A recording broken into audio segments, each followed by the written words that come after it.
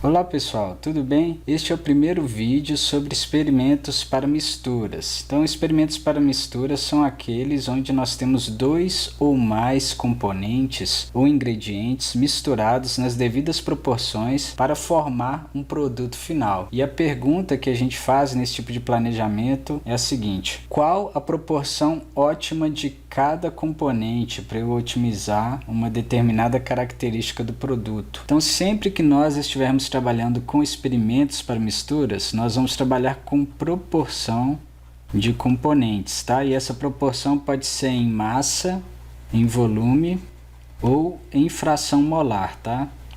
E onde nós poderíamos aplicar esse tipo de planejamento? Existem diversas aplicações, mas por exemplo, quando você tem um experimento químico e você quer fazer a avaliação ali da proporção dos componentes naquele experimento químico, você tem um experimento para mistura. Nós já trabalhamos aqui outros experimentos químicos que não são de mistura, como por exemplo superfície de resposta, mas aí você tem que começar a aprender a diferenciar o que é uma variável de processo e o que é uma variável de mistura. Por exemplo, no experimento químico, a temperatura é uma variável de processo. Então, a variável de processo eu vou chamar aqui de fator, tá? E a variável de mistura eu vou chamar de componente, tá? Então vai ter essa diferença aí da nomenclatura que vocês estão acostumados aí, por exemplo, do fatorial e da superfície de resposta, né? A gente costuma chamar lá as variáveis segressoras ou as variáveis que nós temos controle de fatores, tá? E aqui nós chamamos mais de componentes, tá? Então, por exemplo, no experimento químico, o que seria fator? Seria temperatura, pressão, por exemplo, tá ok? Tempo.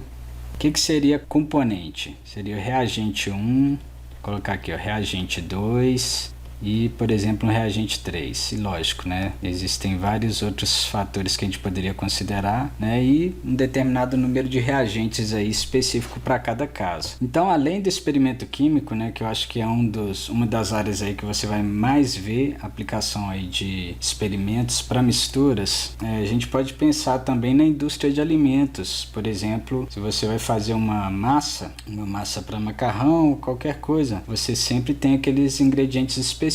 Tem a farinha de trigo, tem água, tem óleo, tem sal, mas enfim, qual que seria a proporção ótima de cada componente ali para você otimizar as propriedades da massa, né? Um outro exemplo aí mais de engenharia, por exemplo, engenharia civil e engenharia mecânica, pensa num compósito cimentício. O compósito cimentício é uma mistura, onde você vai ter ali o cimento, você tem água, isso é o mínimo, né? Mas você pode ter outros agregados ali, você pode ter areia, brita, enfim. Se você pensar na proporção em massa ou em volume, você pode trabalhar isso também como um experimento para mistura, tá? Mas por que trabalhar esse tipo de experimento de forma específica? Eu não posso utilizar os planejamentos que eu ensinei para vocês? Então, de forma direta, a resposta é não. Você não pode utilizar planejamento fatorial e os planejamentos de superfície de resposta que eu ensinei para vocês até o momento para trabalhar com um caso onde você quer determinar as proporções de componentes ideais em um planejamento, em um experimento de misturas, tá? Por quê? Porque quando você tem uma mistura, vai acontecer o seguinte: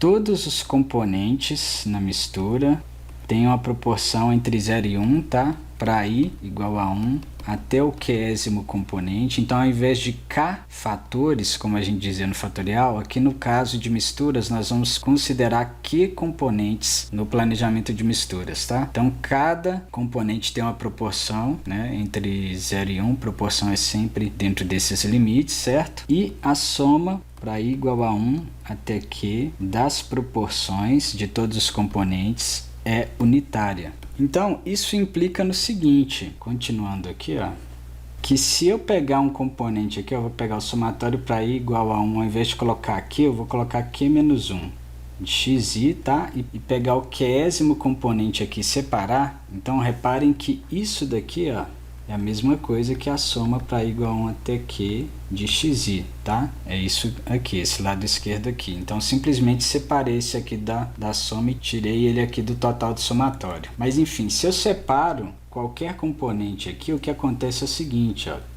que a proporção desse componente pode ser determinada como 1 menos a soma da proporção dos demais. E o que isso significa? Isso significa que eu tenho uma dependência entre as proporções dos componentes. E as proporções aqui vão ser os níveis no nosso planejamento. Então, se eu fizesse um fatorial para estudar a proporção de componentes, eu violaria uma propriedade do fatorial. Na verdade, eu não conseguiria montar o planejamento, porque o planejamento fatorial tem uma propriedade de independência entre os níveis das variáveis que você está considerando no estudo. Então, aqui no planejamento de misturas, você vai ter a dependência entre os níveis. Você consegue determinar matematicamente uma das variáveis se você tiver a proporção das demais. Então, você não consegue mudar os níveis de todas as variáveis de forma independente, tranquilo? Se eu fizer 2 colunas aqui do planejamento, a terceira você consegue determinar de forma muito simples. Então, por isso que eu não posso fazer o fatorial. Eu violaria a propriedade de independência entre os fatores, tá?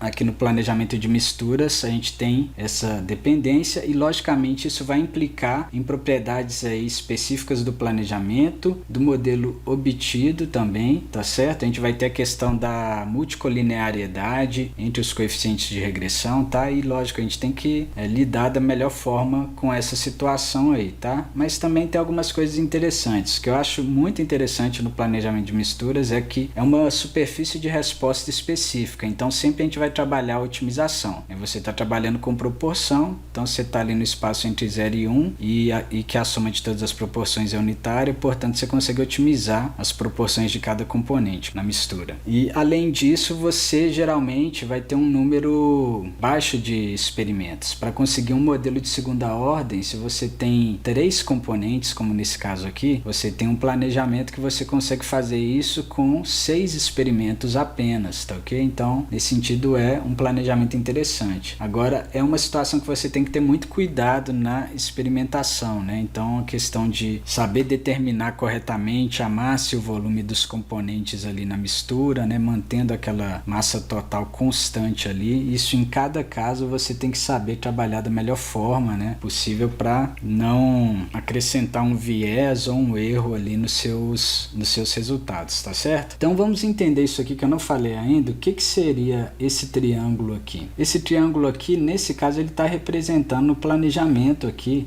mas é num sistema de coordenadas específico, que a gente chama de sistemas de coordenadas simplex. Então, por exemplo, para k igual a 3 componentes, esse aqui seria a ilustração aqui do espaço experimental. Dentro dessa região aqui, você tem essas regras aqui atendidas, sempre as proporções entre 0 e 1 e a soma das proporções unitárias. Então, vamos tentar entender aqui. Primeiro, vamos ver os pontos aqui que já estão aqui, né, nos vértices, que eu vou destacar aqui com uma outra cor aqui agora, ó.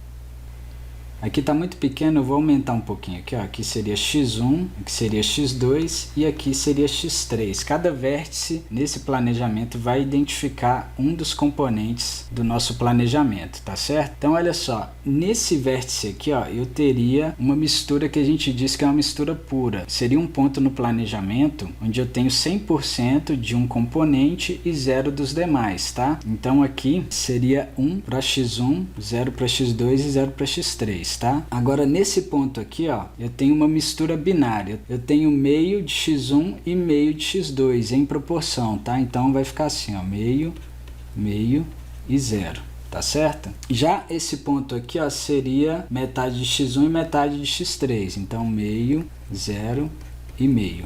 Beleza? Agora, nesse ponto aqui, eu teria o total de x2, então 0 de x1, 1 de x2 e 0 de x3, tá? E nesse ponto aqui eu teria 0 de x1, metade de x2 e metade de x3. E por fim, nesse ponto aqui eu teria 0 de x1, 0 de x2 e 1 de x3, tá certo? Então, nesse sistema de coordenadas aqui, eu posso perceber que à medida que eu vou me aproximando dos vértices, eu vou aumentando a proporção do componente que está no vértice, tá? Então, por exemplo, essas linhas que estão aqui, ó, essas linhas aqui, ó, são linhas onde eu tenho a proporção de x2 constante.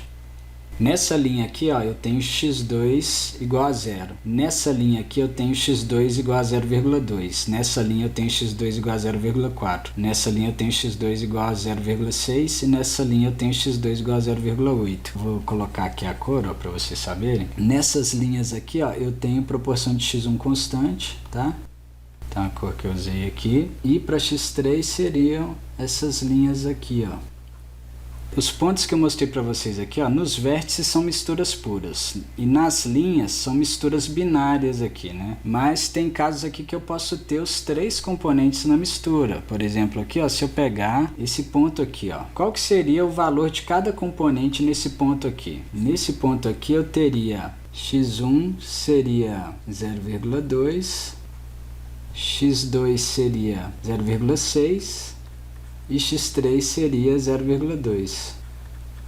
Então é isso, aí você consegue encontrar, né, qualquer ponto aí, lógico, né, eu posso otimizar e obter um valor aí com qualquer proporção, aí, desde que eu respeite essas regras aqui, essas duas regras que nós colocamos aqui. Por exemplo, tem planejamentos que nós vamos ter aqui um ponto central, né, então onde que ficaria aqui um ponto onde eu tenho a proporção igual dos 3 componentes? Ficaria aqui no meio do triângulo, ó. Posso pegar aqui essas mediatrizes, seria esse ponto aqui, ó, onde nós temos 1/3 de cada componente. E é isso. Tem vários planejamentos de misturas, tá? Vou apresentar para vocês nos próximos vídeos cada planejamento, algumas propriedades desses planejamentos, tá? E aplicações, né? Por exemplo, você pode ter pensado aqui nesse caso, poxa, mas esse primeiro experimento, o quarto e o sexto, não é mistura. Sim, na maioria das situações, você não consegue fazer uma mistura de um componente só. Você não consegue fazer o cimento só com cimento, você não consegue fazer o bolo só com farinha, enfim. Mas em alguns casos você pode, por exemplo, ter um elemento fixo. Vamos pensar num compósito cimentício. Então eu fixo a quantidade de água e aí os outros componentes eu vou considerar como 100% a soma deles, né? Então, por exemplo, eu tenho uma mistura só com água e cimento. Então, se água eu estou fixando, nesse só com água e cimento seria a mistura pura, considerando cimento o fator x1. Aí, numa segunda mistura, eu tenho cimento e areia, por exemplo. Eu não estou falando que aqui é a proporção ideal, mas vamos supor que eu estou testando aqui metade, né, com a água fixa. Mas em aplicações onde você quer restringir, por exemplo, você vai falar assim, não, eu quero cada componente com no máximo 0,8 de proporção, então você nunca vai ter a mistura pura. Aí tem um planejamento específico para você trabalhar com restrições nas proporções, além dessas restrições aqui, né, que lógico, matematicamente é o que determina o que é uma proporção, tá certo? Então vamos ver mais uns aspectos aqui de análise, modelagem e otimização, tá? Só aspectos gerais e depois nós vamos entrar isso de forma mais específica a partir dos planejamentos aí disponíveis para experimentação e misturas, tá? Então é o seguinte, pessoal, isso aqui seria a nossa região simplex, né, o espaço experimental aqui no sistema de coordenadas simplex, com curvas de contorno, um gráfico de contornos nesse sistema de coordenadas específico, onde nós vemos o comportamento da resposta com a mudança da proporção dos componentes aí da mistura, tá certo? Então é o seguinte, esse modelo aqui é um modelo de segunda ordem, tá? Eu sei e vou apresentar o modelo desse artigo aqui para vocês no vídeo de implementação do array quando a gente estiver trabalhando com planejamento simplex Lattice. Mas por enquanto eu vou apresentar para vocês aqui como que seria um modelo de primeira ordem e um modelo de segunda ordem de misturas, tá? Falando de forma bem direta, o modelo de primeira ordem seria assim, ó, somatório para j igual a 1 até q de beta j xj. Poderia colocar isso da seguinte forma, beta 1 x1 mais beta 2 x2 mais até beta q xq. Tá, o que você vê nesse modelo se você compara com o modelo de primeira ordem lá do fatorial que você não tem aqui? A constante, basicamente a constante que a gente não tem aqui. Isso aqui são termos lineares, né, mas está faltando a constante. Por quê? Eu vou deixar um pouco vago agora porque eu vou explicar isso de forma melhor, com mais profundidade no próximo vídeo quando eu estiver falando do planejamento simplex Lattice. Mas basicamente aqui por causa da dependência entre as proporções dos componentes na mistura, eu tenho um modelo que, de certa forma, esses coeficientes lineares aqui, cada um, beta 1, beta 2 e beta aqui, eles são ao mesmo tempo constantes e coeficientes lineares, tá certo? Então eles vão determinar, de certa forma, o intercepto, a altura aqui no ponto de cada vértice, né? E a diferença entre eles é a que vai determinar a inclinação, tá? Considerando um caso que você só tem efeitos lineares, que não é esse aqui que está ilustrado aqui. Vamos ver agora um modelo de segunda ordem. O modelo de segunda ordem ficaria assim, ó, y é igual a somatório para j igual a 1 atq de beta j xj mais somatório duplo, vou colocar aqui, ó, i menor que j, beta ij, xi, xj.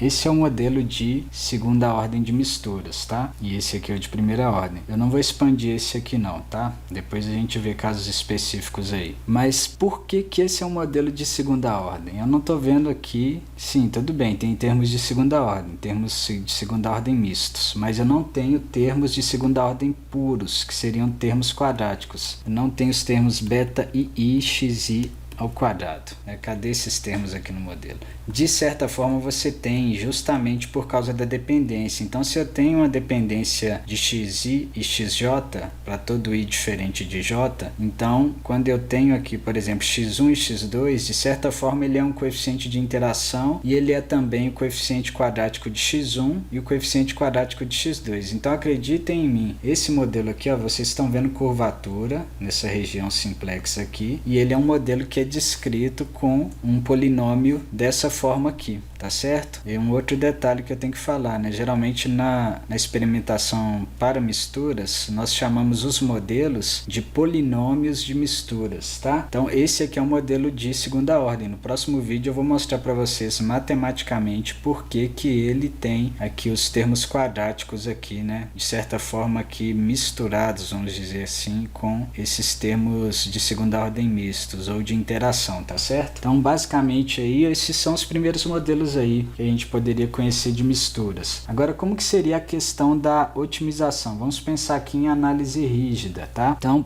quando você quer fazer otimização restrita num experimento de misturas, você vai minimizar, vou pegar um modelo de segunda ordem aqui, né, que faz mais sentido a gente otimizar, né, esse modelo, então, somatório para j igual a 1 atq de beta j xj mais somatório duplo, i menor que j, beta ij, xi, xj, tá? Vou minimizar então esse modelo, sujeito a seguintes restrições de espaço experimental. Então, aquelas restrições lá que definem aí os experimentos de mistura, né? Todas as proporções entre 0 e 1 e a soma para i igual a 1 até q de todas as proporções tem que ser unitária. Essas duas são as restrições de espaço experimental, tá, pessoal? Ambas aqui juntas vão definir que você vai ter um ponto dentro dessa região triangular. Se eu não coloco essa restrição, por exemplo, eu posso ter um ponto para fora aqui, ó, que matematicamente na hora que eu otimizar é possível, tá? Só que aí não faria sentido, porque eu teria uma proporção negativa de um dos componentes, tá? Então eu tenho que programar essas duas restrições aí.